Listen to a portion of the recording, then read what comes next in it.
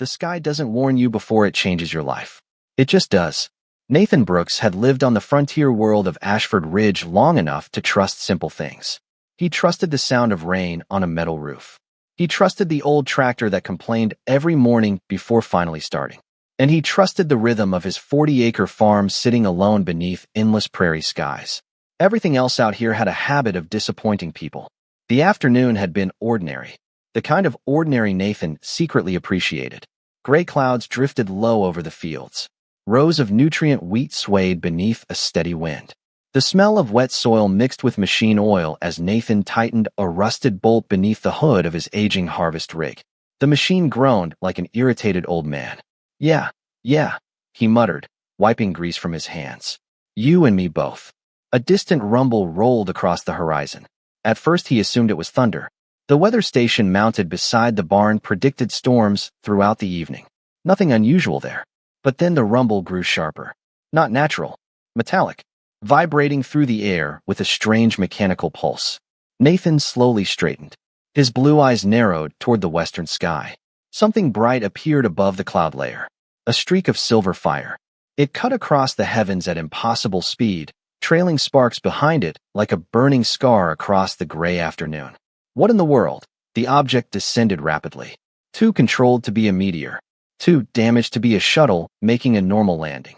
It disappeared behind a line of distant pine trees nearly 2 miles beyond the edge of his property. A few seconds later, the ground trembled beneath his boots. Birds exploded from the forest canopy. Silence followed. Nathan stood motionless.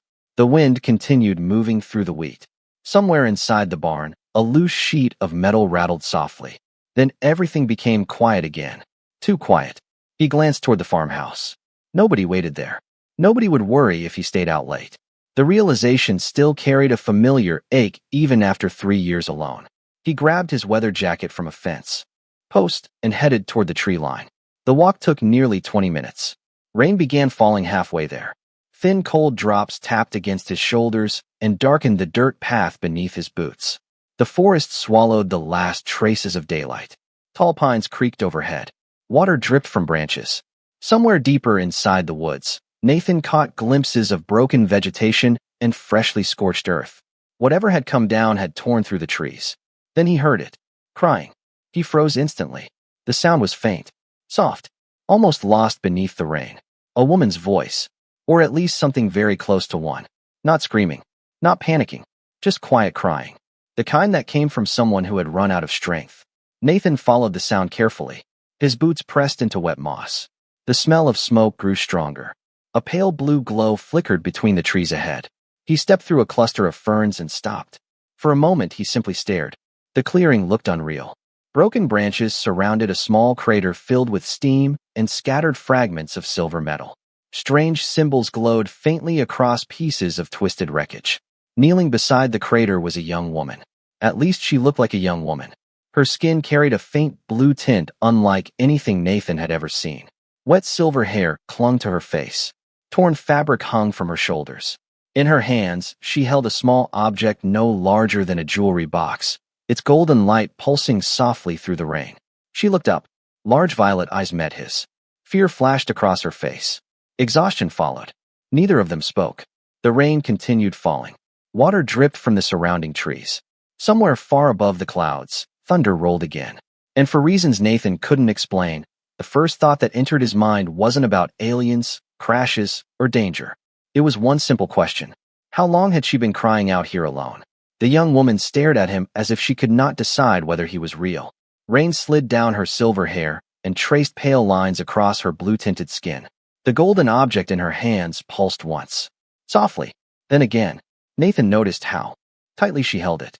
Whatever it was, she treated it like the most important thing in the universe. He slowly raised both hands. Easy, he said. I am not here to cause trouble. Her violet eyes narrowed slightly. Not with anger. With caution. The kind that came from someone who had learned not to trust strangers. Nathan understood that look. He had worn it himself after losing everything that once made his farmhouse feel like a home. The wind pushed through the clearing. The silver wreckage surrounding them emitted faint clicks and hums. Somewhere inside the crater, a damaged component released a spray of blue sparks before falling dark again. The young woman flinched at the sound. Nathan took a careful step forward. Are you hurt? She hesitated. Then she gave the smallest shake of her head. Her voice finally emerged. Quiet. Exhausted. No. The translator hidden somewhere inside the strange device at her wrist struggled for a fraction of a second before converting her words into perfect English. Nathan blinked. Well, that is something. She looked away immediately, as if speaking had cost her more energy than she could afford. Rain continued falling through the broken canopy overhead. Nathan glanced around the clearing. The temperature was dropping. Night would arrive within an hour. The forest became difficult enough after dark without adding a storm to the situation. He looked back at her. You cannot stay here. She tightened her grip on the glowing box. Fear crossed her face again. I have to. No, Nathan replied gently. You really do not. She stared at him. He pointed toward the sky. The weather station said temperatures will drop below 40 degrees tonight. This forest turns miserable when it rains. Trust me, I have lived here 20 years. Her expression revealed she understood only part of that. But she understood enough. Nathan carefully removed his weather jacket and held it out. Take this. Her eyes moved from the jacket to his face. Suspicion lingered there. Why? The question surprised him.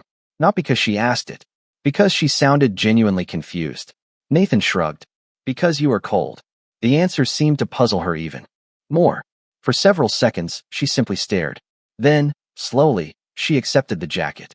The sleeves hung long on her frame. She pulled it around herself and lowered her gaze. Thank you, she whispered. Nathan nodded once. You got a name? Silence. Her fingers tightened around the golden box. He immediately regretted asking. Forget it, he said. You do not have to tell me. Relief flickered across her features. A tiny thing. Easy to miss. But Nathan saw it. I have a farmhouse about 1.5 miles from here, he continued. Nothing fancy. Leaky roof over the back porch. Coffee machine that works when it feels like it. But it is dry. She looked toward the darkening forest. Then toward the crater. Nathan followed her gaze. Whatever she had lost in the crash clearly mattered. Yet the wreck was beyond saving. Even he could tell that. Another gust of wind swept through the clearing. This time she shivered. Very slightly. Nathan pretended not to notice. He simply turned toward the trail. You can stay one night, he said. No questions. No paperwork. No authorities. Just one roof and a warm meal. Behind him came silence. Then the sound of cautious footsteps moving through wet grass. Nathan glanced back. She had decided to follow. Neither of them spoke as they left the clearing behind. The rain softened into a mist. The forest darkened around them. And somewhere deep inside Nathan Brooks, a feeling he had not experienced in years stirred quietly awake. For the first time in a very long time, he was not walking home alone. The farmhouse lights appeared through the rain like small pieces of gold floating in the darkness. Nathan led the way across the muddy yard while the young woman followed several steps behind. The old windmill beside the barn turned slowly in the storm. Water dripped from its rusted blades. Somewhere inside the equipment shed, an automated maintenance drone emitted a sleepy beep before returning to its charging station. Everything felt ordinary again. Almost. Nathan opened the back door, and warm air rolled into the night. The familiar smell of coffee grounds, wood polish, and baked bread filled the entryway. He stepped inside and switched on the kitchen lights. The yellow glow spread across worn wooden cabinets and a table that had survived nearly 20 years of frontier life. The young woman stopped just inside the doorway. Her eyes moved slowly around the room. Nathan noticed something strange. She was not looking at the appliances or the technology. She was studying simple things. Family photographs, a handmade clock, a chipped ceramic mug sitting beside the sink. As though those objects fascinated her more than advanced machinery ever could. Nathan hung his wet jacket on a hook. She still wore it. The oversized sleeves nearly covered her hands. You can sit wherever you want, he said. Nothing in here bites. For the first time, the corner of her mouth moved slightly. Not quite a smile, but close. She sat carefully at the kitchen table while Nathan opened the refrigerator. Frontier life had never made him rich. Tonight's dinner consisted of vegetable stew, homemade bread, and whatever leftovers had survived the week. Not exactly luxury dining, he admitted, but it beats standing in the rain. He placed a steaming bowl in front of her.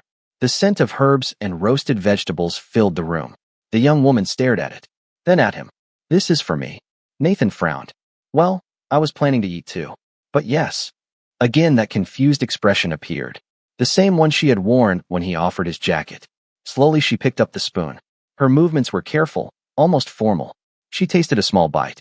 Nathan pretended not to watch. After a few seconds, she took another. Then another. Hunger quietly replaced caution. By the time Nathan sat down with his own bowl, half of hers was already gone. Good, he asked. She lowered the spoon. Very. The answer sounded honest. Rain tapped softly against the windows. The kitchen settled into comfortable silence. Nathan knew better than to fill every quiet moment with questions. People usually talked when they felt ready. Eventually, she glanced toward a framed photograph sitting beside the coffee maker. A woman stood smiling beside a younger version of Nathan. Wheat fields stretched behind them beneath a bright summer sky. Your family? She asked. Nathan followed her gaze. The familiar ache returned. Softer now, but never completely gone. My wife, he said. Emma. The young woman studied the picture for a long moment. She is not here. Nathan shook his head. No, nothing more needed to be said. To her credit, she did not ask. Many people would have. Instead, she lowered her eyes respectfully. The silence that followed felt different. Not awkward. Shared. A few minutes later, Nathan stood and poured 2 cups of hot tea. He placed one beside her. You still do not want to tell me your name? He asked gently. Her fingers tightened around the warm cup. For a moment, he thought she might answer. Instead, she looked toward the dark window, toward the storm outside. Fear returned to her eyes, stronger than before. I cannot, she whispered. Nathan nodded once. Fair enough. He did not push. He did not demand explanations. He did not ask where she came from or why she had fallen out of the sky carrying a glowing box. He simply accepted her answer. Across the table, something shifted in her expression. A crack in the wall she had built around herself. Tiny, almost invisible, but it was there. And for the first time since entering the farmhouse, she seemed to believe she might actually be safe. The storm continued long after midnight. Rain drummed against the farmhouse roof while distant thunder rolled across the prairie. Nathan slept lightly as always, years of frontier living making deep sleep a luxury rather than a habit. Just before dawn, he stepped into the kitchen and found the house silent except for the hum of the water purifier and the ticking wall clock. The young woman was already awake. She sat near the window wrapped in the old blanket he had left on the couch. Pale morning light filtered through the glass and painted silver highlights across her hair. The golden box rested on her lap. Its glow had dimmed considerably since the night before. She seemed lost in thought. Nathan started a pot of coffee and placed bread into the warming oven. The familiar sounds filled the room. Metal clicking, water bubbling, the simple music of an ordinary morning. He noticed her watching every movement. You sleep at all, he asked. She nodded slightly. More than I expected. Nathan smiled. That is usually a good sign. The aroma of fresh coffee soon spread through the kitchen. He prepared breakfast without ceremony. Eggs from the chicken coop. Toast. Fruit preserved from last summer's harvest. Nothing expensive. Nothing impressive.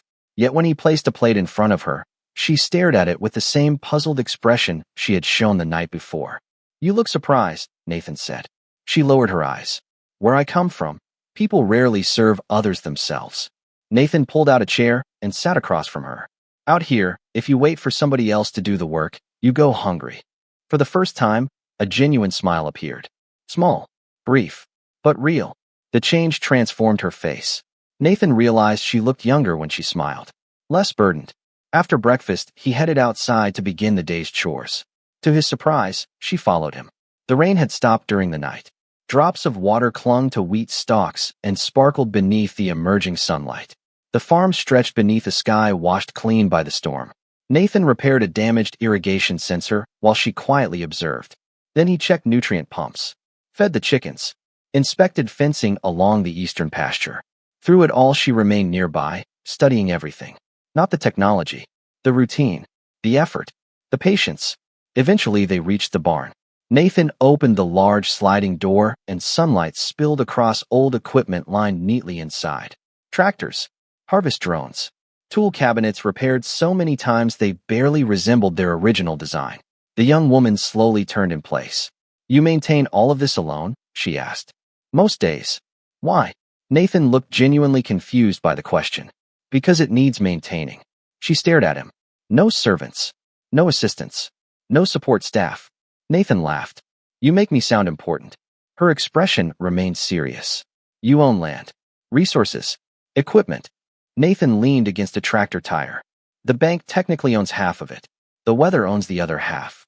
She blinked. Then, unexpectedly, she laughed. The sound surprised both of them. It carried warmth he had not heard before. For a moment, she forgot to be afraid. Nathan noticed it immediately. He also noticed how quickly the fear returned when a distant flash crossed the horizon. Far above the clouds, barely visible, the young woman froze. Her eyes locked on the sky. Her hand instinctively moved toward the glowing box. Nathan followed her gaze, but saw nothing unusual. Just sunlight reflecting off something far away. Maybe a satellite. Maybe a transport ship. Yet her reaction told a different story. Whatever she feared had not disappeared with the storm. It was still out there somewhere. Watching. Searching. And despite the peaceful morning surrounding them, Nathan suddenly had the feeling that the quiet little farm was standing at the edge of something much larger than either of them understood. By late afternoon, the clouds had broken apart completely. Sunlight rolled across the fields in long golden bands, turning the wet wheat into a sea of shimmering glass. Nathan spent most of the day repairing a faulty nutrient distributor near the southern edge of the property. The machine had been acting stubborn for weeks. Every few minutes, it emitted an irritated beep as though protesting the repairs. The young woman remained nearby, sitting on an overturned supply crate beneath the shade of a maintenance canopy. She said little. Mostly she watched. Nathan noticed she watched people the way other people watch storms. Carefully, as if expecting something dangerous to emerge without warning. "Hand me that wrench," he said eventually. She glanced toward the toolbox. "This one, that is the one." She passed it to him. Their fingers almost touched. For a brief moment, he noticed how cold her hand felt despite the warm afternoon. The observation stayed with him. An hour later, they returned toward the farmhouse. The smell of sun-warmed soil drifted across the property. Harvest drones moved slowly between crop rows, their sensors flashing soft blue indicators as they gathered field data. Everything appeared peaceful, yet Nathan kept noticing the young woman growing quieter with every passing hour. More withdrawn, more tired. She stumbled once while crossing the yard, barely enough for anyone else to notice. Nathan noticed immediately. "You okay?" he asked. "I am fine." The answer came too quickly. He had heard enough people say those words to recognize when they were not true. Still, he let it go. Until dinner. They sat across from one another at the kitchen table. The evening sunlight streamed through the western windows. The room glowed amber. Nathan had prepared vegetable soup and fresh biscuits. Usually the smell alone would make anyone hungry. Tonight, she barely touched her food. Her attention remained fixed on the golden box resting beside her chair. The light inside it had faded further. Nathan watched her for several minutes before finally speaking. "You sure you are not hurt?" Her eyes lifted immediately. Alarm flashed across her face. "Why would you ask that?" "Because you look exhausted." "I am only tired." Nathan nodded slowly. Then he noticed something she had tried very hard to hide. As she reached for her cup, the oversized sleeve of his jacket slipped backward. A faint discoloration marked the skin near her wrist. Not a bruise. Not exactly. More like a pale silver pattern spreading beneath the surface. The moment she realized he had seen it, she pulled the sleeve down. Nathan pretended not to react. He simply stood and crossed toward the kitchen cabinet. "Stay right there." Her posture immediately stiffened. "What are you doing?" "Getting a medical scanner." "That is unnecessary." "Maybe." He retrieved a portable diagnostic unit from a drawer. Frontier farms required basic medical equipment. Accidents happened. Machines broke. People ignored common sense. Nathan included himself in that category. He returned to the table and placed the scanner beside her. "I am not asking questions," he said quietly. "But if something is wrong, you do not have to handle it alone." For several seconds, she simply stared at him. Nathan expected another refusal. Instead, something unexpected happened. The fear in her eyes weakened, just slightly, replaced by confusion. Genuine confusion. As though the idea of someone helping without demanding anything in return made no sense to her. Slowly, she lowered her gaze. "Where I come from," she said softly. "People always want something." Nathan leaned back in his chair. "Then where you come from sounds exhausting."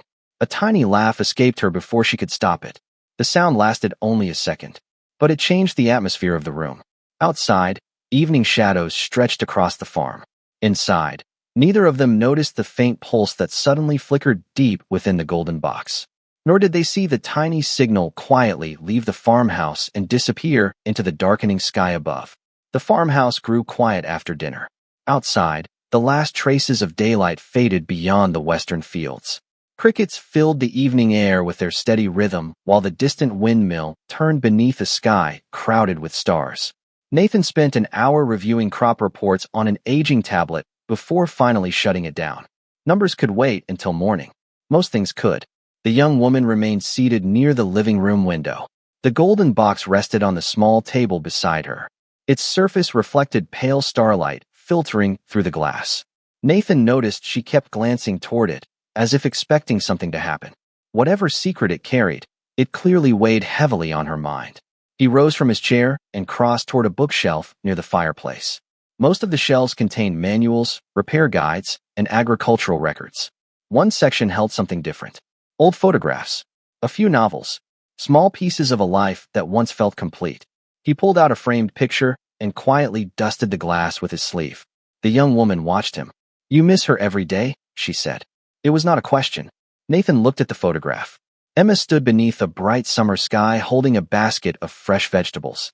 Her smile seemed capable of lighting an entire room. "Yeah," he answered softly. "Every day." The young woman lowered her gaze. "In my world, loss is considered a weakness." Nathan frowned. "That sounds like a terrible rule. Many people believe strength means never showing grief." Nathan returned the photograph to its place. "Real strength is getting up the next morning anyway." The words settled between them. Neither spoke for several moments. The fireplace emitted soft cracking sounds as heat drifted through the room. Somewhere in the kitchen, the old refrigerator hummed to life. Ordinary sounds. Familiar sounds. Safe sounds. The young woman stared into the firelight. "You are not afraid of me." Nathan considered the statement. "Should I be?" She hesitated. "Most people would be. Most people have not shared soup with you." For a second, she looked almost startled. Then a quiet smile appeared again. It faded quickly, but Nathan noticed it. More importantly, he noticed something else. The fear that constantly lingered behind her eyes seemed weaker tonight. Not gone, just quieter. As the evening deepened, Nathan eventually excused himself and headed upstairs. The farmhouse had 2 bedrooms. One remained untouched except for occasional cleaning. The other belonged to him. Before disappearing down the hallway, he paused. "There are extra blankets in the closet," he said. "And if you need anything, just knock." She nodded. "Thank you." Hours passed. Midnight arrived. The farm slept beneath a canopy of stars. Yet sleep refused to visit the young woman. She sat alone in the living room wrapped in a blanket, staring at the photograph shelf. Eventually she rose and approached it. Her eyes moved slowly across the pictures. Harvest festivals, family gatherings, birthdays, moments frozen in time. Simple lives, honest lives. She stopped at the photograph of Emma. Something in the woman's smile held her attention. A strange ache tightened in her chest. She had spent years surrounded by luxury, ceremony, and expectations. Yet this small farmhouse contained something many palaces never possessed: peace. Her eyes began to glisten, not from sadness alone, from realization. Nathan had never asked what she could offer him, never demanded her identity, never tried to use her situation for his benefit. He had simply opened his door. A single act so ordinary to him, so extraordinary to her. She quietly wiped away a tear. At that exact moment, far above Ashford Ridge, hidden beyond the visible stars, dozens of distant sensors suddenly registered a signal they had been searching for. And somewhere in the darkness between worlds, engines began to awaken. Nathan woke before sunrise to a sound he could not immediately identify. It was not thunder, not machinery, not wind. The vibration seemed to come from everywhere at once. The bedroom window rattled softly. A glass of water on the nightstand trembled. He sat upright and listened. The sound deepened. Low, powerful, steady, like a distant engine large enough to move mountains. He pulled on his work shirt and stepped into the hallway. The farmhouse felt strangely still. Too still. Downstairs, he found the young woman already awake. She stood in the living room facing the eastern windows. Her posture was rigid. Her eyes were fixed on the sky. Nathan immediately noticed the fear. It had returned stronger than ever. "What is happening?" he asked. She did not answer right away. The golden box sat in her hands. For the first time since arriving, its surface glowed brightly. Lines of gold light moved beneath the metal like flowing rivers. Outside, the vibration intensified. Nathan crossed to the window and looked out. At first he thought sunrise was arriving early. The horizon appeared brighter than normal. Then he realized the light was coming from above. His stomach tightened. Hundreds of luminous points hung motionless in the upper atmosphere. More appeared every second, tiny at first, then larger, distinct shapes emerging against the fading darkness. Ships. Massive ships. Nathan stepped onto the porch. Cold morning air rushed against his face. The entire sky seemed alive. Silver vessels filled the heavens from horizon to horizon. Some were sleek and narrow. Others resembled floating cities. Their hulls reflected the first rays of dawn, while silent formations stretched across miles of open sky. Nathan had lived on Ashford Ridge for 2 decades. He had seen transport carriers, survey craft, commercial freighters. Nothing remotely close to this. The farm's communication tower suddenly activated. Emergency frequencies flooded the airwaves. Automated systems across the region began transmitting alerts, civilian traffic warnings, atmospheric notices, government advisories. The messages overlapped until they became meaningless noise. Nathan barely heard them. His attention remained fixed on the impossible sight overhead. Behind him, the screen door opened. The young woman stepped onto the porch carrying the glowing box. Her face had gone pale, not with fear alone, with recognition. Nathan finally looked at her. You know who they are. It was not a question. She stared upward. Yes. The single word felt heavier than anything she had spoken before. Several smaller ships detached from the larger formation and descended through the clouds. Their movements were precise, controlled, purposeful. One by one they positioned themselves above the fields surrounding the farmhouse.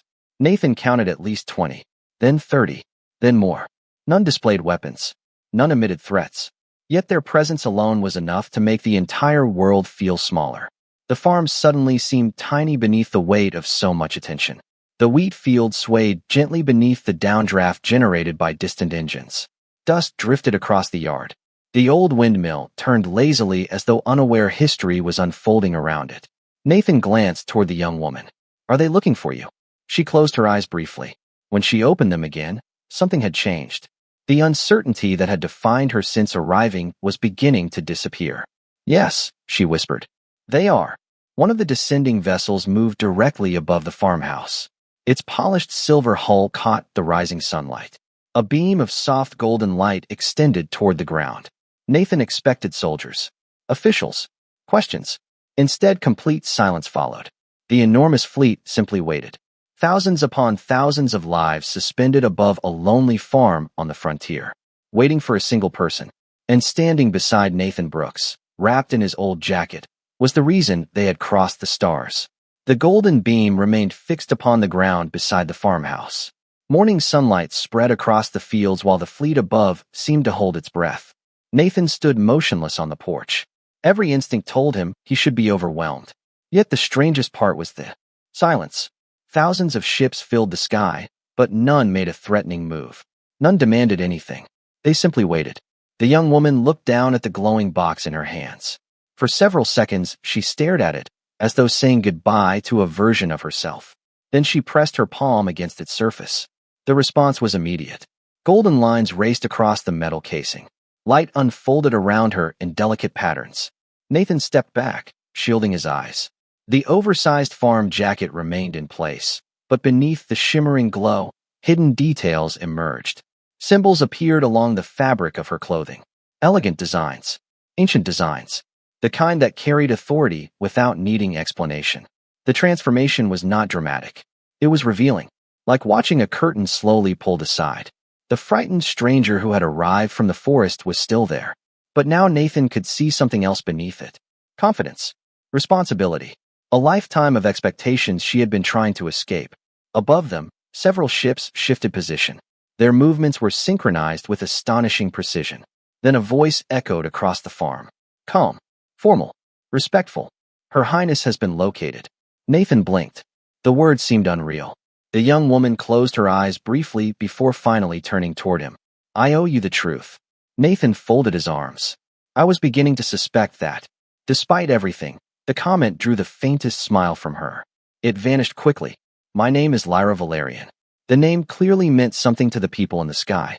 The moment she spoke it, every ship above the farm illuminated simultaneously. Thousands of lights ignited across the heavens. Nathan stared upward. That sounds important. It is. Her voice carried quiet regret.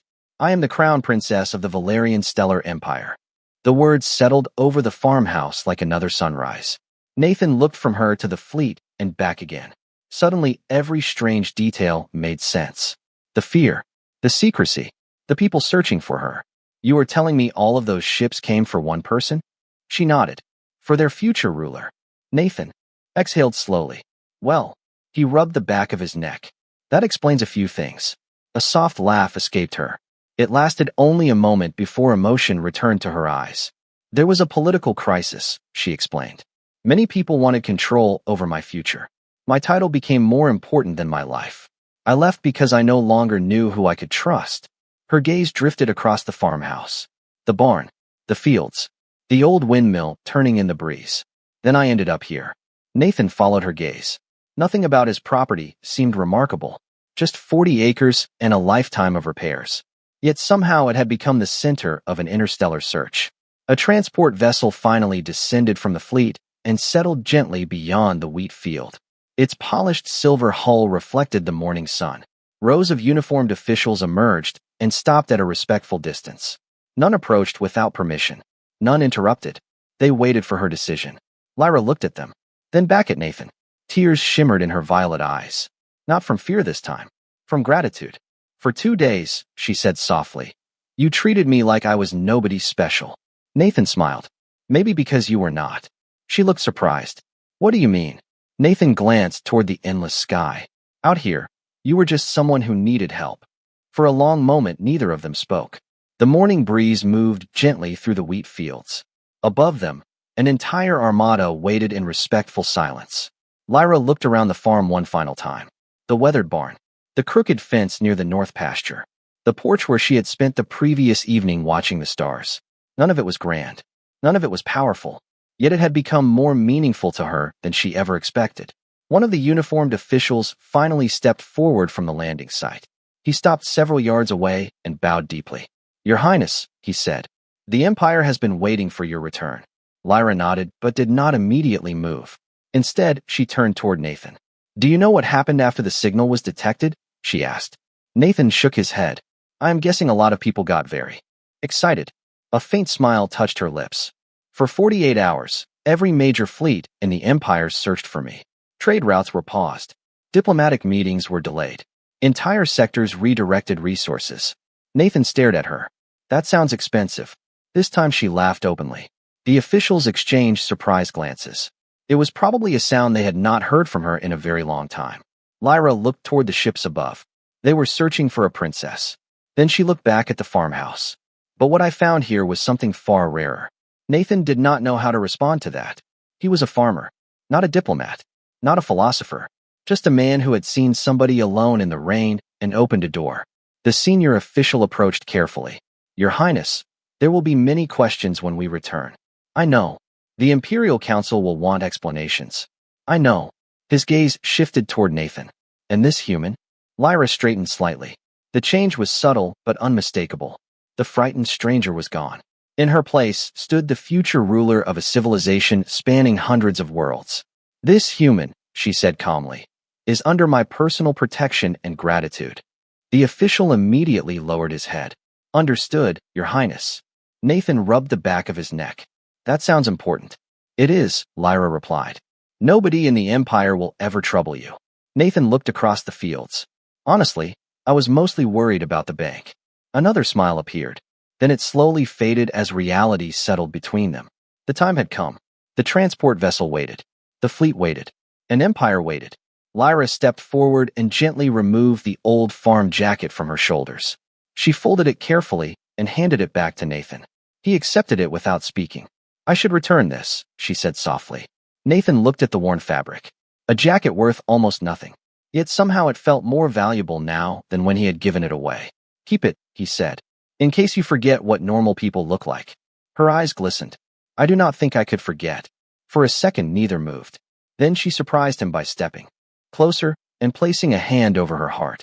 A gesture from her culture. Formal, respectful, deeply personal. Thank you, Nathan Brooks. He nodded once. Take care of yourself, Lyra. She turned and walked toward the waiting vessel. The officials followed. The transport door closed behind her. Moments later, the ship rose into the sky. One by one, the vessels above began ascending. Sunlight flashed across silver hulls as the fleet climbed higher and higher until it became a constellation of moving stars. Then they were gone. Silence returned to Ashford Ridge. The wheat continued swaying in the breeze. The windmill continued turning. The farmhouse remained exactly where it had always been. Nathan stood alone on the porch holding an old jacket in his hands. Yet somehow the world felt different. Months later, a small package arrived from beyond the stars. Inside was a single handwritten note. No royal seal. No grand speech. Just one sentence.